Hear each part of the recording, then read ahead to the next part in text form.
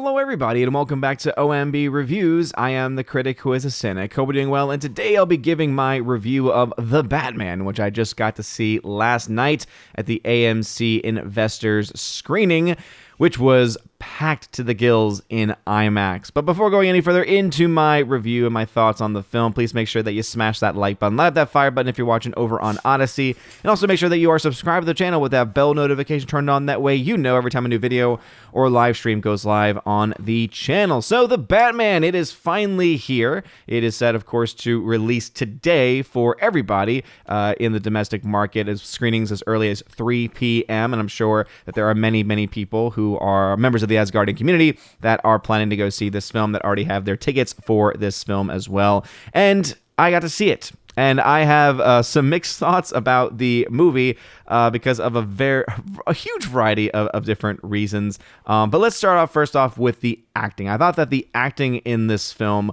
was pretty stellar. I thought that Robert Pattinson did actually a very solid job in the role of Batman. He plays the Batman for the vast majority of the film.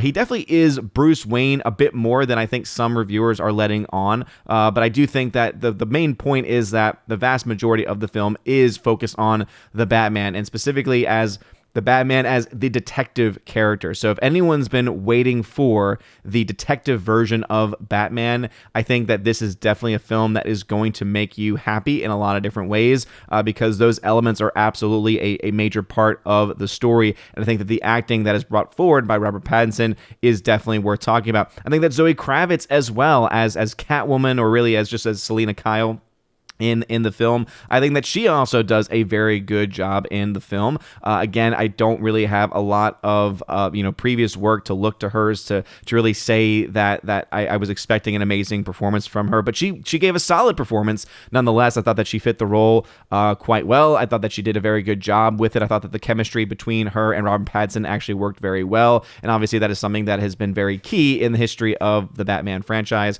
between those two characters, and I thought that it was similar to this one. I thought that the chemistry was definitely palpable, to say the very least. I think the standouts, though, for me in this film, as far as acting are concerned, are actually, really to no surprise to anyone, Paul freaking Dano. Okay, so I've got issues with the way in which the Riddler character was portrayed because of just, again, how far away from any iconic version of the character, or as far as any kind of notable version of the character that they've done before. It was definitely much more of a grounded, more realistic take on what a character like that would be like, and I think that there is definitely there's definitely things worthy of praise there, but again, it just, for me, felt like I just was like, okay, so they're just calling this person the Riddler, but in reality, they're just giving the character of just a psychopath, right? They're just a general psychopath who just so happens to use riddles. It's kind of how it was portrayed as far as the actual writing of the character itself. But the performance by Paul Dano was phenomenal. I mean, there were so many great moments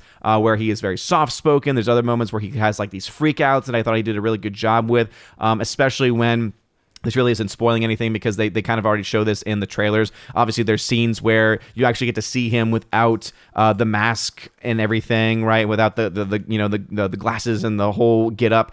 And I thought that Paul Dano did such a great job in that role as far as just giving a raw performance. He's doing exactly what Paul freaking Dano does, and Paul freaking Dano does what he wants, but also he always just gives really solid acting performances. And so to me, his performance in the film absolutely shined. So I just want to give a huge shout out to him for that. But I have to give a major shout out to Colin Farrell as Penguin. I mean, I remember from the trailers when they first had the first trailer come out, and I'm like, wait a minute, that's Penguin. Wait a minute, Colin Farrell's playing Penguin. Wait a minute, where's Colin Farrell? What's going on with this makeup? And oh man, kudos to the makeup team, because he just disappears in this role. Not even just from the makeup perspective, but the voice he's able to get on. I mean, he's got like the Goodfellas vibe going on. He reminded me actually a lot. It's almost as if he was doing a De Niro impersonation from one of the mobster films by Scorsese. And I loved it. I thought it was great. I thought it fit this universe so well, right? The story about the decrepit,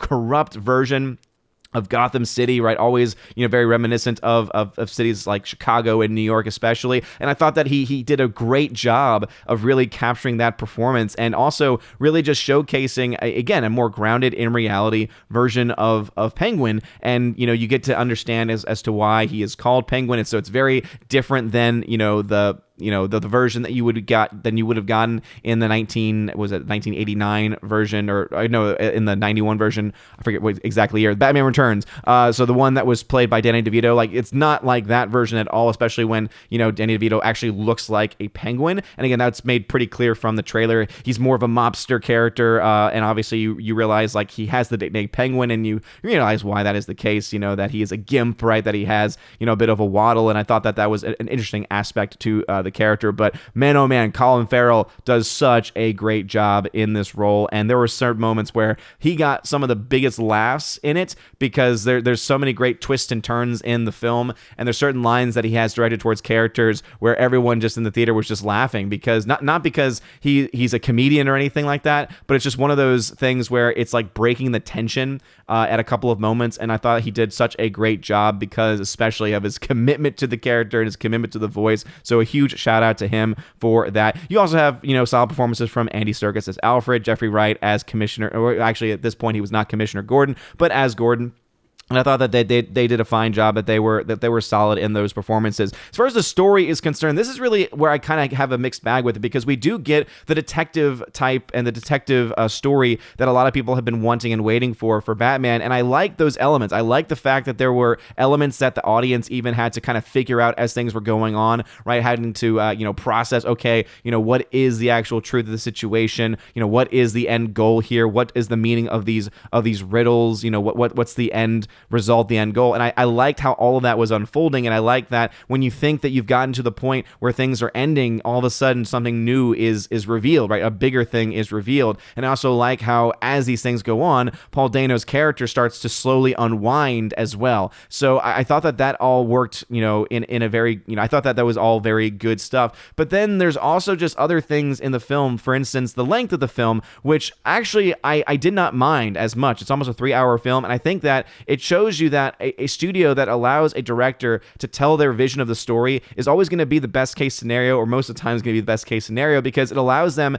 to actually tell their story without having to cut certain key elements, because the story definitely felt complete. Though I will say that the whole, it's leading from one twist to another twist to another twist. Again, obviously that is very tropic, and that is something that we've seen a lot in mysteries and things of that sort. So again, there's nothing new under the sun necessarily as far as how that is concerned. But there's definitely moments that to me were a bit cringe in the writing itself. And so there's one thing that is, again, spoiler territory, but I'm not going to specifically talk about the actual spoiler itself. But let's just say it's a scene that happens in a prison, and there is a portrayal of a character where I was like, no. Again, if you know what I'm talking about as far as in the jail, you'll know who I'm talking about. And it was just, no, it was cringe. It was actually cringe, to be perfectly honest. And it's sad because, looking further into certain actors and certain backgrounds, etc., I thought, oh, that person probably could have had some interesting perspectives there. But unfortunately, just didn't really play out. Just really didn't pan out very well at all. And then also, I think one issue that I had with it was there were definitely a lot of kind of political moments in the film as well. And you could argue saying, oh, there's political moments in all films, Odin, come on.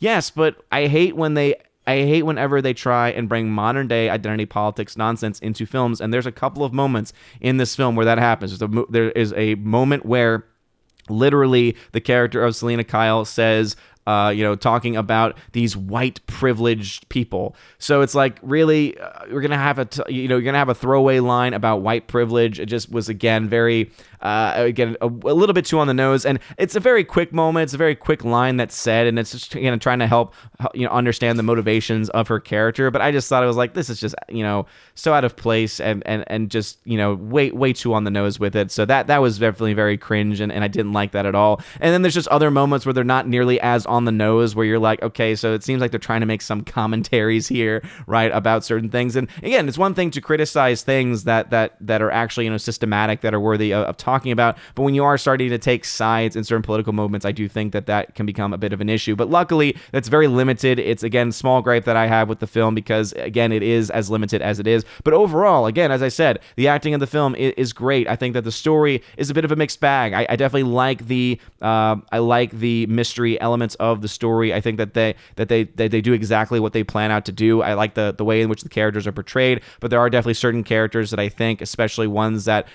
will definitely come into more of a play when we actually go into more spoiler talk at a future date, where there is a bit of cringe going on. But then as well, there are moments in the story and there's moments where lines are said where, again, I thought that they were just a bit on the nose, and they took me out of the film when those moments happened. But overall, I will say that it was a good time. And I guess a couple other elements of the film to talk about. The score is phenomenal.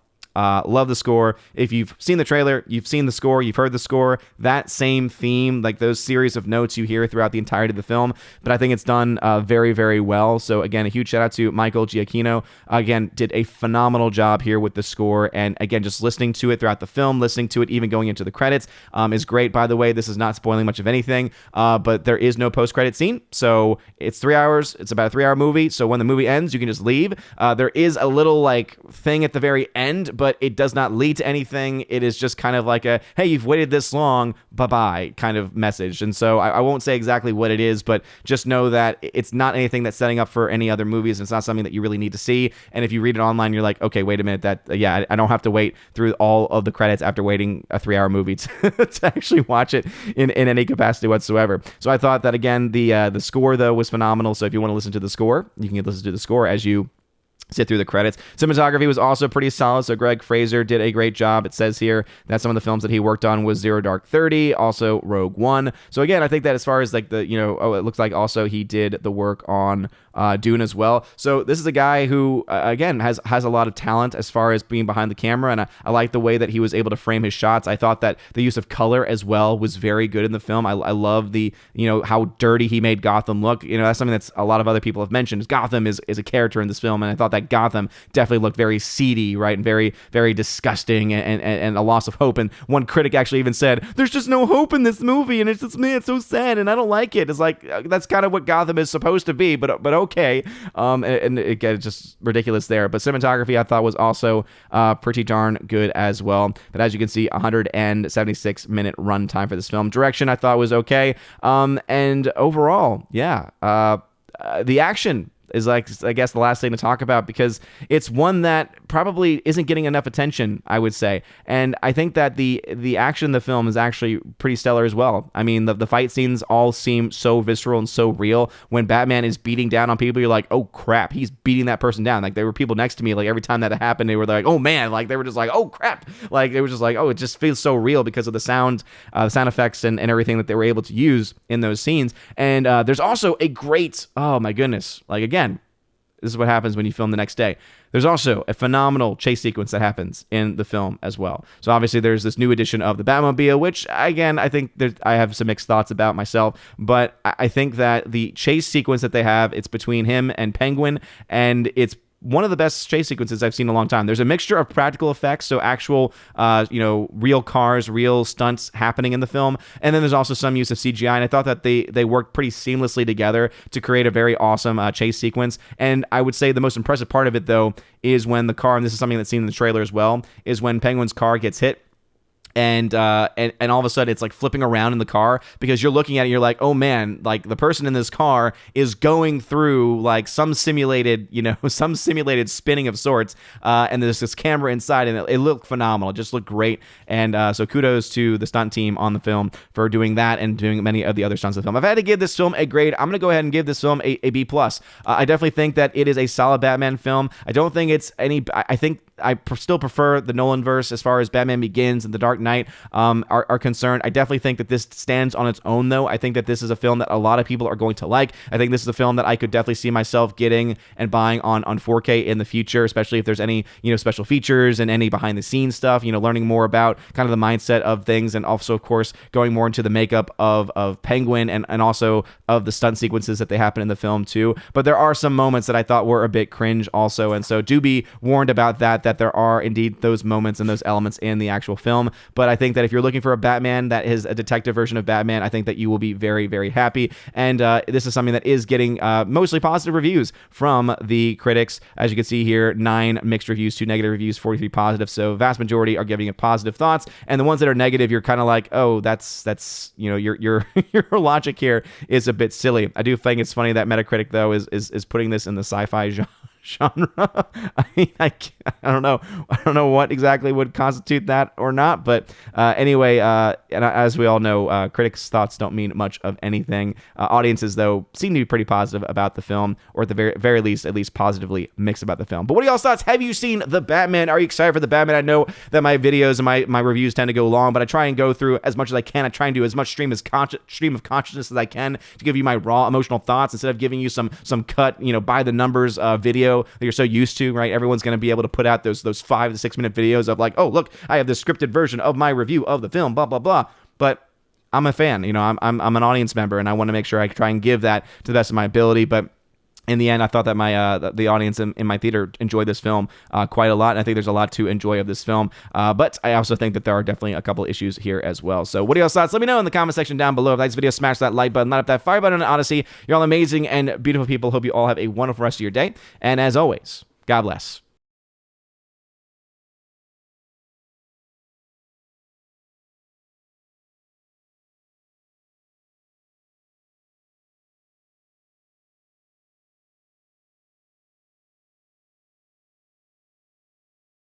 And now for a huge shout out to all of my March Patreon Subscribe Star and Locals members. Starting off first with my Patreon members, animation commentator Brandon, let's go Brandon, Brian P., Christopher Bowman, Father Christopher Miller, hail to you, Father, Father Damian Cook, Fuzz Aldrin, Garrett Searles, Hannibal Grimm, Harold Francis, Hymir Ari Hymason, Inflamed Wood, Jacob Juice, Jeff Toon, Joe Horn, Jonathan Carney, Gomer Kyle 79, Laura, The Modern Major General Story, Mike Jackson, Mad Mitch Dunaway, Mondo Spieler, Mr. Peabody, On to June, Orange Chat Reviews, Out of Step with Reality, Rosetta Allen, Stan Andrian, Miss Martin Muses, Theodore Bendon, Tina Bojan, and of course Tina B, the Empress of the Universe. Also a shout out to my Subscribe Star members, starting off with Trent Johnson, Matt 317, UAB Mad Dog, Mike Jackson, Storm Tracker, The R, Nosferatu Gatsu, Stan 4, John B, Mr. Roy, Glinzer, J. Alex McCarthy Jr., Dean Heiss / the new number 2, J-Rod the Beer Guru, and ZK Man. And a final shout out to my Locals members, Kara Tharp, UAB Mad Dog, Mike Jackson, and Robert Barnes. Thank you all so very much for being supporters, monthly supporters of the channel. And if you want your name shouted out at the end of every single live stream and every single video, please check out the pinned, the very top link in the video description. It is noted as the Willow link there. It'll bring you to basically a link tree of all the different places that you can support on Patreon, Subscribe Star, or on Locals. And also there are other tiers that you can get access to as well, including an Army of Asgard level where you get not only the shout out, but you also get access to a giveaways channel that I have on my Discord, where you get offers of giveaways, or rather you get access to giveaways of 4K titles, Blu-rays, digital codes, all kinds of stuff, steelbooks. It's just, I'm giving away stuff all the time over there, and it's a lot of fun as well. So go check that out if you're interested. There's also the Keeper of the Bifrost level, which is the higher level up than that, and you get everything from the previous tiers. Plus, you get access to a once or twice a month podcast that I do with John the Flick Pick Flickinger, where you get to ask us Q&A, right? You get to ask us questions, any question that you like, movie or non-movie related. We will answer them once, maybe twice a month. We're trying to work on a second opportunity for us to have a show, but right now it's at least once a month. So again, you get access with that with the Keep of the Bifrost level. And then there is the Chosen of Valhalla level, the very premium level, where you get access to all of those things. Plus, you get to be featured on the channel once a month with me and the other Chosen members, where we talk about movies and stuff. Anything really that the Chosen want to talk about. And it's always a very fun discussion. We usually have about 3.5 hour discussion. So again, that's what you get access to at the Chosen of Valhalla level. Also, you get a free t-shirt during your first month. All you need to do is just let let me know what t-shirt you want from the store and also their size, location, etc. And I send those out anywhere in the world. Anyway, you guys are all amazing and beautiful people. Thank you all so very much again for your love and for your support. Have a wonderful rest of your day. And as always, God bless.